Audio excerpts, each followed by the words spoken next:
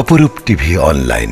আজ শনিবার শেরপুর পৌর টাউন হলে শেরপুর জেলা বাংলাদেশ জাতীয় পার্টি বিজেপি কর্তৃক আয়োজিত কর্মী সমাবেশে সভাপতিত্ব করেন বিজেপি কেন্দ্রীয় নির্বাহী কমিটির vice chairman M A. Rashid BSc. প্রধান অতিথি হিসেবে উপস্থিত ছিলেন কেন্দ্রীয় নির্বাহী কমিটির সাংগঠনিক সম্পাদক ময়মনসিংহ বিভাগ নাফিজ মাহবুব। আমন্ত্রিত অতিথি হিসেবে উপস্থিত ছিলেন অ্যাডভোকেট সিরাজুল ইসলাম আহ্বায়ক, শেরপুর জেলা বিএনপি। বিশেষ অতিথি হিসেবে উপস্থিত ছিলেন কেন্দ্রীয় সহ তথ্য ও গবেষণা সম্পাদক সুরুজ আলী সূর্য, ময়মনসিংহ জেলা বিজেপি সিনিয়র যুগ্ম আহ্বায়ক মোহাম্মদ রফিকুল ইসলাম।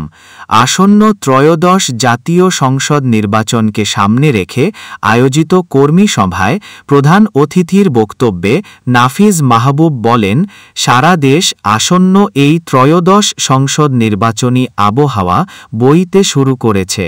মানুষের মধ্যে একটি উৎসাহ উদ্দীপনা কাজ করছে, কিন্তু গণতান্ত্রিককামী বাংলার মানুষ 17 বছর ভোট দিতে পারে নাই। জনগণের মনে অনেক ক্ষোভ বিরাজমান। আসন্ন ত্রয় সংসদ নির্বাচনের প্লেয়িং ফিল্ড অবাধ খুশির আমেজ নিয়ে দিতে পারবেন কিনা সে বিষয়ে জনগণের অনেক উৎকণ্ঠাও রয়েছে। বর্তমান নির্বাচন কমিশন ও উপদেষ্টা পরিষদ যে নির্বাচনী মঞ্চ তৈরি করতে ঘোষণা দিয়েছেন তা কতটুকু বাস্তবায়িত হবে সে বিষয়ে রাজনীতিবিদ থেকে শুরু করে দেশের